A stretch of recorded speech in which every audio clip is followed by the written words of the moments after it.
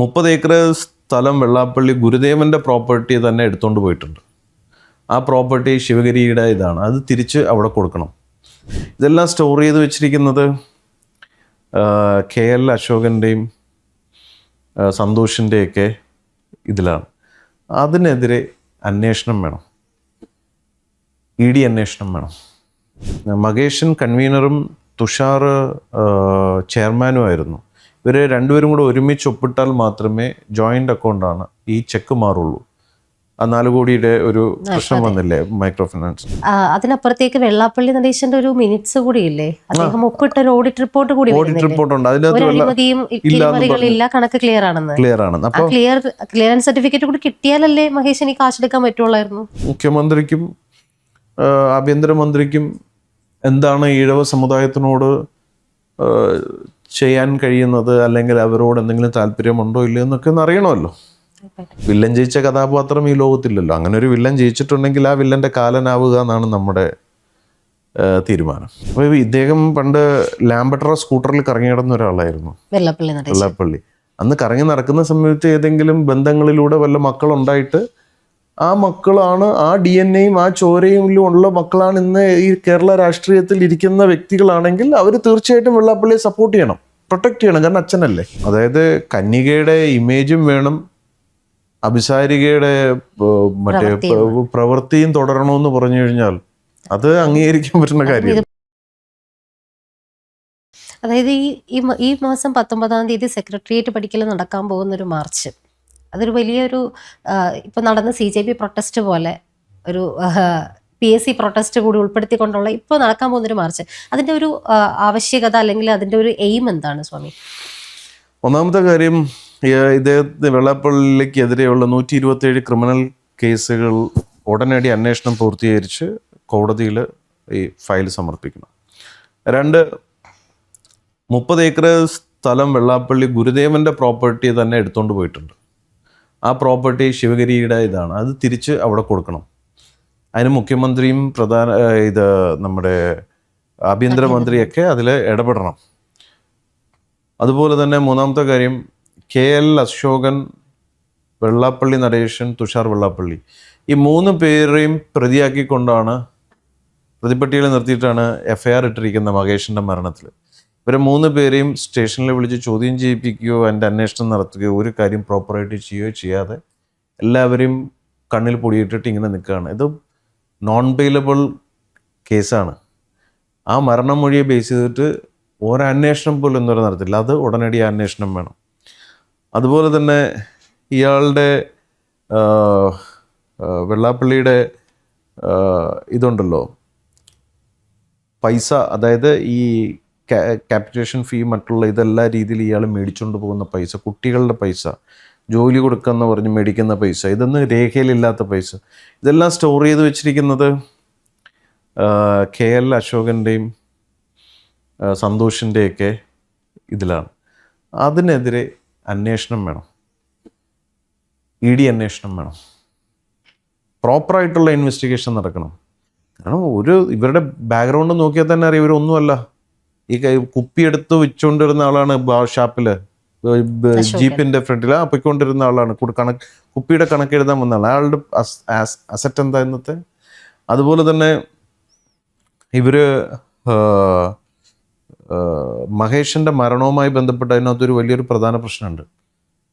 മകേഷൻ കൺവീനറും തുഷാർ ചെയർമാനുമായിരുന്നു.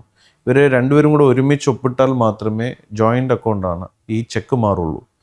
ആ 4 കോടിയുടെ ഒരു പ്രശ്നം വന്നില്ലേ മൈക്രോ ഫിനാൻസിൻ്റെ. അപ്പോൾ അതിൽ വെള്ളാപ്പള്ളി പറഞ്ഞത് എന്താണ്, മകേഷിനാണ് മോഷ്ടിച്ചിട്ട് പോയെന്ന്. ആ പൈസ എടുക്കണമെങ്കിൽ തുഷാറിൻ്റെ ഒപ്പുകൂടെ ഉണ്ട്. അപ്പോൾ തുഷാറിനെ 1-ാം പ്രതിയാക്കണം, അയാൾ ചെയർമാനായിരുന്നു.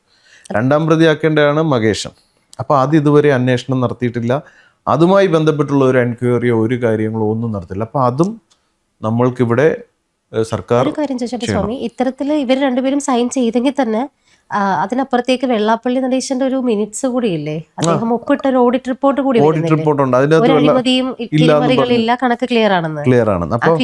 ക്ലിയറൻസ് സർട്ടിഫിക്കറ്റ് കൂടി കിട്ടിയാലല്ലേ മഹേഷ് എനിക്ക് കാശെടുക്കാൻ പറ്റുള്ളായിരുന്നു. ഇതിലെ വെള്ളാപ്പള്ളി ഇതിന്റെ ഓഡിറ്റ് റിപ്പോർട്ടിൽ വ്യക്തമായിട്ട് പറഞ്ഞ് എഴുതി ഒപ്പിടുന്ന പേപ്പർ നമ്മൾ ഇത് പോലീസിന് കൊടുത്തിട്ടുണ്ടായിരുന്നു. അതിൽ വ്യക്തമായിട്ട് അങ്ങ് പറഞ്ഞ പോലെ അതിൽ എഴുതിയിട്ടുണ്ട് ഈ എല്ലാം ക്ലിയർ ആണെന്ന്. എന്നിട്ടും ഈ മരിച്ചുപോയ ആൾ അപമാനിച്ചിരിക്കുകയാണ്. അപ്പം ഈ ആവശ്യങ്ങളെല്ലാം നമ്മൾ ഉന്നയിച്ചുകൊണ്ടാണ് നമ്മൾ സെക്രട്ടേറിയറ്റിന് മുന്നിലേക്ക് പോകുന്നത്. അപ്പോൾ അതിൽ ഇപ്പോഴത്തെ മുഖ്യമന്ത്രിക്കും ആഭ്യന്തരമന്ത്രിക്കും എന്താണ് ഈഴവ സമുദായത്തിനോട് ചെയ്യാൻ കഴിയുന്നത്, അല്ലെങ്കിൽ അവരോട് എന്തെങ്കിലും താല്പര്യമുണ്ടോ ഇല്ലയോ എന്നൊക്കെ ഒന്ന് അറിയണമല്ലോ. അപ്പം ജനങ്ങൾ ആരുമില്ല എന്നുള്ളതാണ് ഇവർക്കെതിരെ കളിക്കാനാരില്ല. ഇവർക്ക് പിന്നെ ഇവിടുത്തെ കേരളത്തിലെ യഥാർത്ഥ RSSകാരും BJPക്കാരും അല്ല, ഈ BJPയുടെ മറയിൽ ഇവരുടെ തന്നെ ടൈപ്പുള്ള കുറേ ആൾക്കാരുണ്ട് ഇപ്പോഴത്തെ കേരള നേതൃത്വത്തിൽ പെട്ട കുറച്ച് പേർ. അവരുടെ സപ്പോർട്ട് ഇവർക്കുള്ളത് കൊണ്ട് ഇവർക്ക് എന്തുമാകാമെന്നാണ്. അപ്പം അത് വില്ലൻ ജയിച്ച കഥാപാത്രം ഈ ലോകത്തില്ലല്ലോ. അങ്ങനെ ഒരു വില്ലൻ ജയിച്ചിട്ടുണ്ടെങ്കിൽ ആ വില്ലൻ്റെ കാലനാവുക എന്നാണ് നമ്മുടെ തീരുമാനം.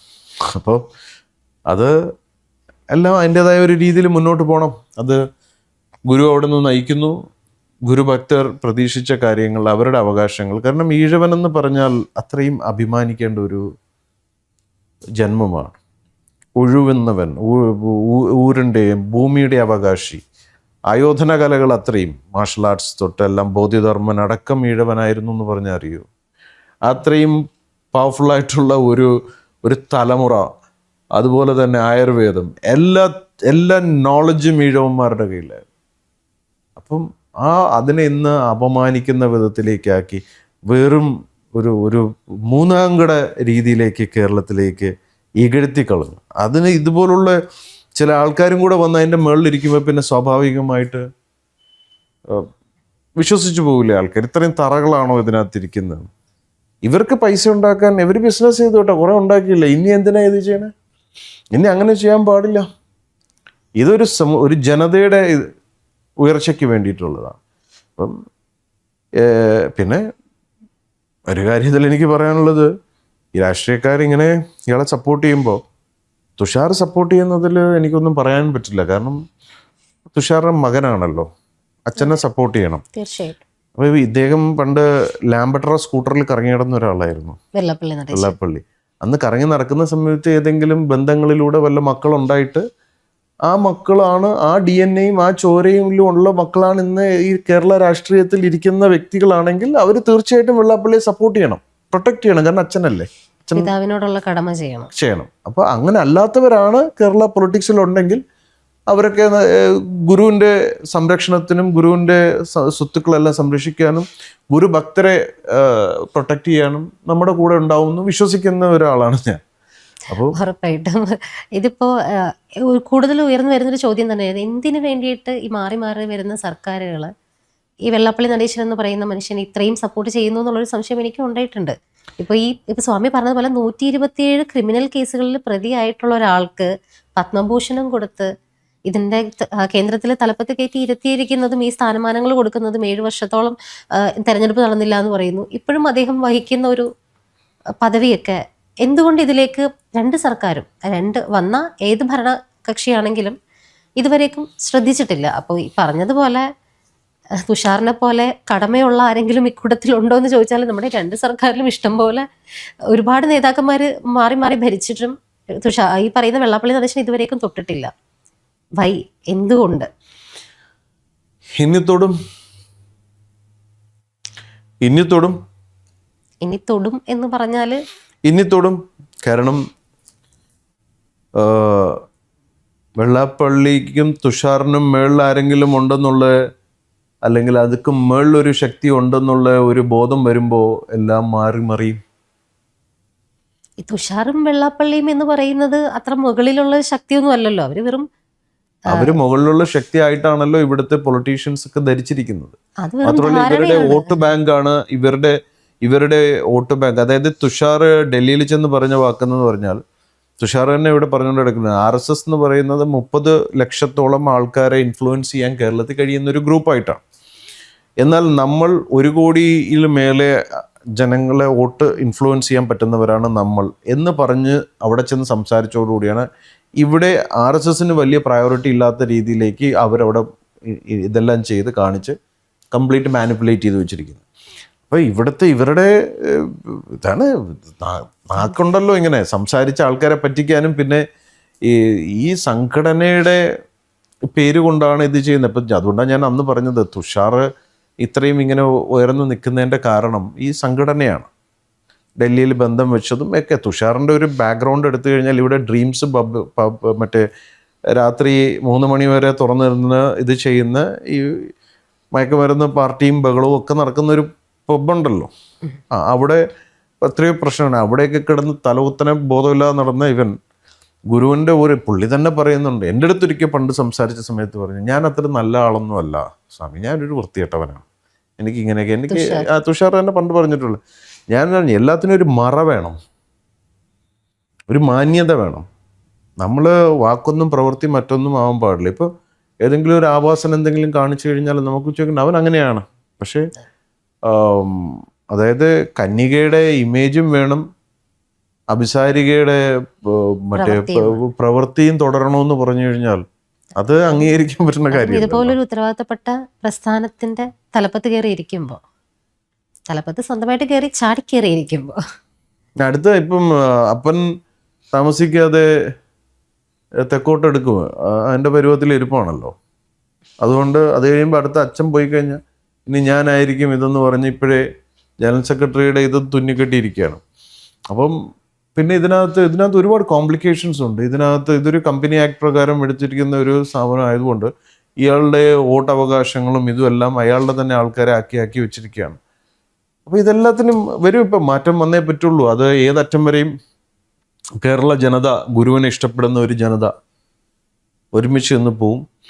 എനിക്ക് ഒറ്റയ്ക്ക് ചെയ്യാൻ പറ്റുന്ന ഒരു കാര്യം ഞാനെല്ലാം ഇന്ന് വരെ ചെയ്തതെല്ലാം ഒറ്റയ്ക്ക് ഭംഗിയായി എനിക്ക് ചെയ്യാൻ സാധിച്ചിട്ടുണ്ട്. ഇതൊരു സമൂഹത്തിൻ്റെയും സമുദായത്തിൻ്റെയും കാര്യമാണ്. അപ്പോൾ എൻ്റെ ഒരു ഇതിലല്ല ഇവിടെ, എൻ്റെ ഒറ്റ തീരുമാനമല്ല, എല്ലാവരുടെയും കൂട്ടായ്മയോടുകൂടി മുന്നോട്ട് വരണം. ഇതിൻ്റെ അവകാശം എല്ലാവർക്കും ഉള്ളതാണ്. ഇവിടെ ഇതിനകത്ത് ഒരു വൺ മാൻ ഷോ കളിക്കുന്ന റോളല്ല. പോലീസ് സ്റ്റേഷനിൽ തോക്കുമായിട്ട് കയറി പോകുന്ന പോലെയോ അല്ലെങ്കിൽ മറ്റേ പറഞ്ഞുകൊണ്ട് ഒരൊറ്റ കാര്യങ്ങൾ വ്യക്തിപരമായിട്ട് തീർത്ത കാര്യങ്ങളോ അല്ലെങ്കിൽ ചെയ്യുന്ന കാര്യങ്ങളോ ഒരു ഇൻഡിവിജ്വലിൻ്റെ ഒരു റോളല്ല അത് ഇതൊരു പബ്ലിക്കിൻ്റെ വിഷയമാണ്. ഇപ്പോൾ സമൂഹത്തിൻ്റെ ഒരു പ്രശ്നത്തിൽ നമ്മൾ ഇറങ്ങി സംസാരിക്കുമ്പോൾ അവിടെ ഞാനില്ല, നാമാണ്, നമ്മൾ ഒരുമിച്ച് ചെയ്യേണ്ടതാണ്. അപ്പോൾ എനിക്ക് ചെയ്യാനുള്ള, എന്നെ ഏൽപ്പിച്ചിരിക്കുന്ന ജോലികൾ ജനങ്ങൾക്ക് വേണ്ടിയിട്ട് ഞാൻ ചെയ്യുന്നുണ്ട്. അതുപോലെ തന്നെ ആൾക്കാരുടെ അവരുടെ സ്നേഹവും സപ്പോർട്ടും നമുക്ക് കിട്ടുന്നുണ്ട്. അവരില്ലെങ്കിൽ ഞാനില്ല. അവർക്ക് ആവശ്യങ്ങളില്ലെങ്കിൽ പിന്നെ എനിക്ക് എന്ത് പ്രവർത്തനമാണുള്ളത്? ആർക്കൊന്നും വേണ്ടെങ്കിൽ പിന്നെ ഞാൻ എന്തിനാ ഇതാവണേ? അപ്പോൾ ഇപ്പം ആൾക്കാർ വളരെയധികം പണ്ടത്തെ പോലെയല്ല. പണ്ട് എന്നെ കാണുമ്പോൾ ചിരിക്കില്ല, തെറ്റിദ്ധാരണകളായിരുന്നു. ഇപ്പോൾ ആൾക്കാർ ഒപ്പം നിന്ന് ഫോട്ടോ എടുക്കുന്നുണ്ട്, എൻ്റെ കൂടെ എന്നെ കാണുമ്പോൾ ചിരിക്കുന്നുണ്ട്, സ്നേഹങ്ങൾ അവരുടെ ഇതെല്ലാം പങ്കുവയ്ക്കുന്നുണ്ട്. അത് ഒരു വലിയൊരു ബ്ലെസ്സിങ് ആയിട്ടാണ് ഞാൻ എപ്പോഴും കാണുന്നത്. എനിക്ക് തോന്നുന്നു സ്വാമി, ജനങ്ങൾക്ക് ആവശ്യമില്ലാത്തത് കൊണ്ടല്ല, പക്ഷെ അവർക്ക് അറിയില്ല. ഇപ്പോൾ ഇവൻ ശ്രീനാരായണീയർക്കാണെങ്കിലും അവരുടെ അവകാശങ്ങളാണ് എന്നുള്ളത് അറിയില്ല. അവർ വെള്ളാപ്പള്ളിയുടെ അല്ലെങ്കിൽ ഇവരുടെ തലപ്പത്തിരിക്കുന്ന ആരുടെയൊക്കെ ഔദാര്യമായിട്ട് മാത്രമേ ഈ കിട്ടുന്ന +1 കിട്ടുന്ന ഒരു സീറ്റ്, അതിനപ്പുറത്തേക്കൊന്നും നമുക്ക് അവകാശങ്ങൾ ഉണ്ടെന്ന് ഇവർക്ക് മനസ്സിലാവുന്നില്ല. ഇതിൽ അങ്ങ് പറഞ്ഞ പോലെ ഇതിൽ വെള്ളാപ്പള്ളി മാത്രമല്ല, വേറൊരു നായർ വിഭാഗത്തെ കേട്ടുന്നുണ്ടോ? ഈ നായർ വിഭാഗത്തിൽ നമ്മൾ വളരെയധികം തെറ്റിദ്ധരിക്കപ്പെടുന്ന അവസ്ഥയിലേക്ക് നായന്മാരെ ചീത്തയാക്കുന്ന വിധത്തിൽ ഇമേജ് ഉണ്ടാക്കി വെച്ചിരിക്കുന്നത് ഈ പോപ്പ സുഖു എന്ന് പറയുന്ന വേറൊരു സാധനമുണ്ട്. വെള്ളാപ്പള്ളിയുടെ അതേ അച്ചിൽ തന്നെ ഉണ്ടാക്കിയ അതാണ് പോപ്പ സുഖു, വേറൊരു സാധനമാണ്. ഇയാൾ ഇതുപോലത്തെ ഒരു അവലക്ഷണം കെട്ട ഒരു സാധനമാണ്. യഥാർത്ഥത്തിൽ മന്നം എന്ന് പറയുന്നത് ശ്രീനാരായണ ഗുരുവിൻ്റെ ഏറ്റവും വലിയ ഫോളോവറായിരുന്നു. NSSന് ഭദ്രദീപം തെളിയിച്ചതുപോലും ഗുരുവാണ്. ചട്ടമ്പി സ്വാമി പറഞ്ഞ് ഗുരു ചെയ്താൽ മതി എന്ന് പറയുകയാണ്. അപ്പം അത്രയും മുതുകും നെഞ്ചും പോലെ ഇരുന്നതാണ്. മന്നോക്കെന്ന് പറഞ്ഞാൽ ജാതി വാല് ഞാൻ മുറിച്ച് കളയുന്നു എന്ന് പറഞ്ഞിട്ട് അത്രയും ജം ഓഫ് എ പേഴ്സൺ. നമ്മളെല്ലാം അവിടുത്തെ അദ്ദേഹത്തിൻ്റെ പ്രസംഗം പോലും ആ സമയത്ത് കൊല്ലത്ത് നടത്തിയതിൽ പറയുന്നുണ്ട്, ഇവിടെ ഈഴവരും പറയരും പുലയരും എല്ലാവരും ഇവിടെ ഉണ്ട്, പക്ഷെ നമ്മളെല്ലാം നായരും ഒക്കെ ഉണ്ട്, നമ്മളെല്ലാം ശ്രീനാരായണീയർ എന്ന് പറഞ്ഞ് നടത്തിയ പ്രസംഗം വരെ ഉണ്ട്. എന്നാൽ വളരെ വിരളിച്ചെണ്ണാന്നുള്ള കുറച്ച് കൃമികീടങ്ങൾ ഈ സംഘപരിവാർ പ്രസ്ഥാനത്തിൽ കയറിക്കൂടിയിട്ടുണ്ട്, ഈ NSSൻ്റെ ഇതിൽ കയറിക്കൂടിയിട്ടുണ്ട്. അവരും ഇതുപോലെ തന്നെയാണ് ഈ വർഗീയത പറഞ്ഞ് നായർ ഈഴവർ എന്ന് പറഞ്ഞ് സെപ്പറേറ്റ് ചെയ്തത്. അത് വലിയ പാപമാണത്. നമ്മളെല്ലാം രാവിലെ കുളിച്ച് നമ്മൾ ശരീരം ശുദ്ധീകരിക്കുമ്പോൾ നമ്മളെല്ലാം ശൂദ്രനാവുകയാണ്. നമ്മൾ രാവിലെ ധ്യാനിക്കുമ്പോൾ ആത്മീയ ക്രിയകളൊക്കെ ചെയ്യുമ്പോൾ നമ്മൾ ബ്രാഹ്മണനാവുകയാണ്. നമ്മൾ നമ്മുടെ കുടുംബത്തിന് വേണ്ടി ജോലി ചെയ്യുമ്പോൾ നമ്മൾ വൈശ്യനാവുകയാണ്. നമ്മൾ നമ്മുടെ വീടും നാടും സംരക്ഷിക്കാൻ വേണ്ടി നമ്മൾ പ്രവർത്തിക്കുമ്പോൾ പൊരുതുമ്പോൾ നമ്മൾ ക്ഷത്രിയനാവുകയാണ്. അപ്പം നമ്മളിൽ ഈ 4 ഭാവം, ഈ ചാതുർവർണ്ണയത്തിൻ്റെ 4 അവസ്ഥകളും നമ്മളിൽ തന്നെയാണ്. പിന്നെ പക്ഷ്യജാതി, മത്സ്യജാതി, മൃഗജാതി, മനുഷ്യജാതി, ഈ 4 ജാതികളേ ഉള്ളൂ. അപ്പം ഇവിടെ ഇതിനെയൊക്കെ തെറ്റിദ്ധരിപ്പിച്ച് ആൾക്കാരുടെ നിറം പറഞ്ഞ് നമ്മൾ ഒരിക്കലും, അതായത് ഈ ജാതി പറഞ്ഞും നിറം പറഞ്ഞും ഒരു കാരണവശാലും അടുത്ത തലമുറയെ ആ രീതിയിൽ മനുഷ്യ മനസ്സുകൾ അകൽക്കാനും തകർക്കാനും നമ്മൾ അനുവദിക്കരുത്. We should give proper education. Otherwise, we won't be able to create, or we won't be able to develop this country in a next level. അപ്പോൾ ഇവിടുത്തെ ആൾക്കാരുടെ അവസ്ഥ എന്ന് പറഞ്ഞാൽ, in the name of caste, creed, religion, ഈ ആൾക്കാർ complete തമ്മിലടിക്കുകയാണ്. ഇത് ആത്മീയതയല്ലാതെ അത് പൊളിറ്റിക്സ് ആണ്. That's the main reason why I always use to say that religion is dark and religious people are blind. We don't promote religion, or we are not here to promote any kind of religious things. Our main aim is to give awareness about spirituality and about our subtle body.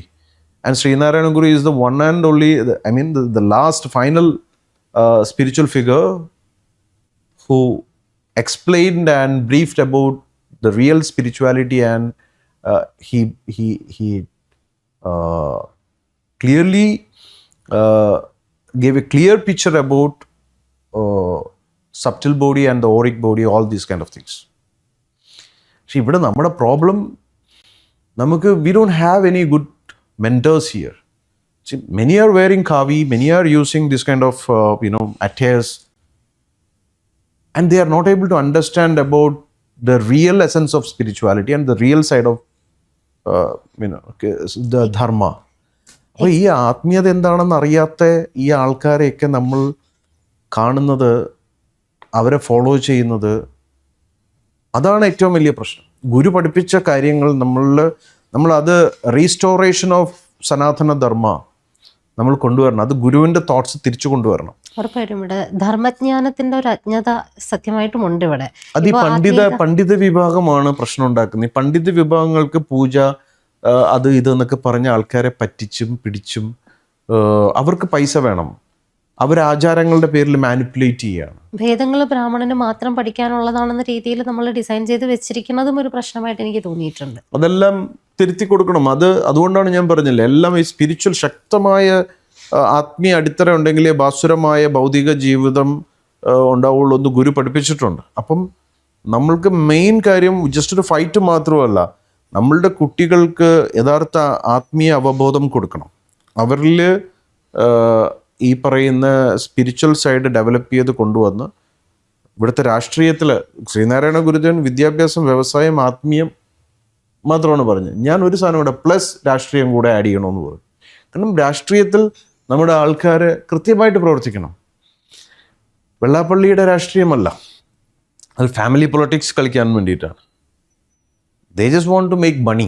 For that, they are just holding this position, and they formed a party called BDJS.